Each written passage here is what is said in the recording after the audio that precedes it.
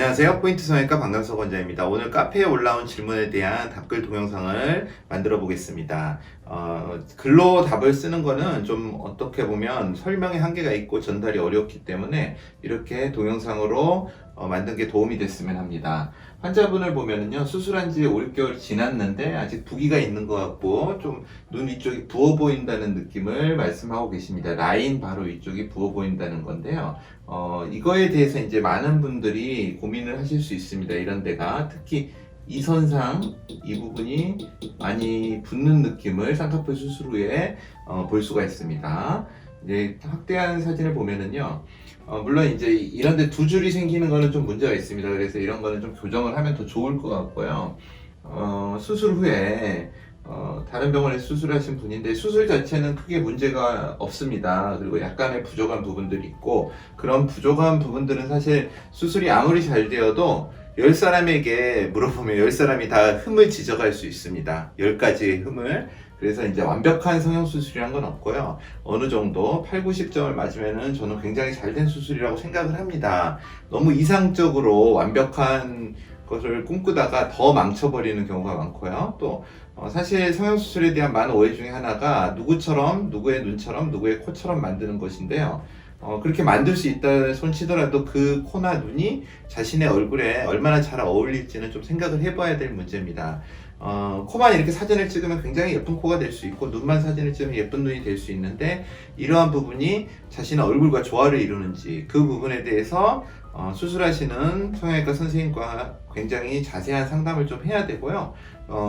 또 그런 부분에서는 성형외과 전문의 선생님들이 좀 더 전문가이기 때문에 약간의 의견을 따르시는 게 좋습니다. 너무 환자분의 주장만을 하시면은 사실 정말 엉뚱한 결과가 나올 수 있습니다. 딱 이 부분은 예쁠 수 있지만 얼굴에선 따로 노는 그런 경우가 많이 생깁니다. 특히 눈보다 코에서 많이 그런 경우가 있습니다. 그런 부분을 좀 참고하시고요. 이제 제가 설명드릴 부분은 왜 이쪽이 수술 후에 더 두꺼워지느냐입니다. 우리가 제가 많이 그리는 그림 중에 쌍꺼풀을 눈이 이렇게 있으면, 이렇게 눈이 있죠. 그러면 이 부분에 이렇게 쌍꺼풀이 생기죠.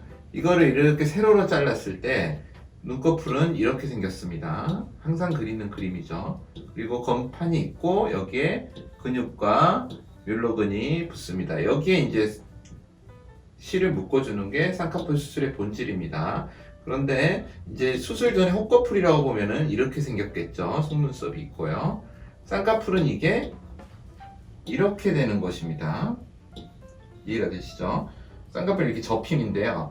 이때 이 피부의 두께를 보면 곱하기 1이라고 가정을 한다면은요, 이 피부의 두께는 곱하기 3이 됩니다. 곧 당연하게도 이 피부 두께가 헛꺼풀일 때 띄어지는 것보다 3배 정도, 물론 정확하게 3배는 아닙니다만 3배 정도 두께가 더 두꺼워지게 됩니다. 그래서 더 두툼하게 느껴지는 게 물리적인 현상입니다. 이거를 똑같이 여기와 이 두께가 똑같이 되려고 한다면 이런 양상이 되겠죠. 라인이. 그러면 이건 소시지 라인이 됩니다. 그래서 굉장히 보기 싫은 쌍꺼풀이 되기 때문에 결코 좋은 쌍꺼풀은 아닙니다. 따라서 이 부분이 쌍꺼풀이 바로 위에 두툼한 거는 지극히 물리적인 현상이고 당연한 현상이다. 그렇게 생각하시면 됩니다.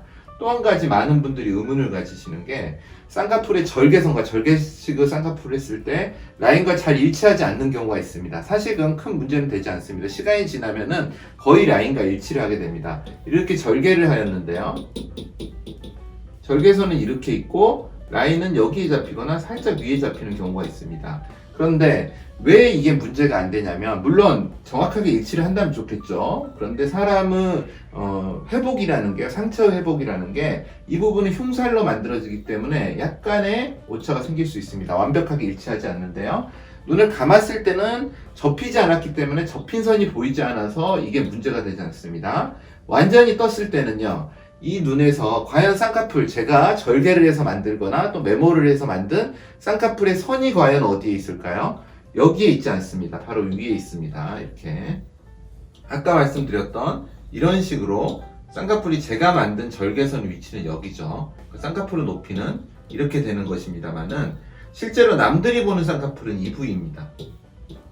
물론 이 부는 약간 좀 여기가 더 짧습니다. 이렇게. 그러니까 더 두툼해 보이고, 아까 이렇게 됐을 때 라인이 완전히 일치하는 라인 됐을 때 소세지라고 하죠. 그러니까 이게 적으면 적을수록 약간 이 부분이 더 볼록해 보이게 되는 현상을 보이게 됩니다.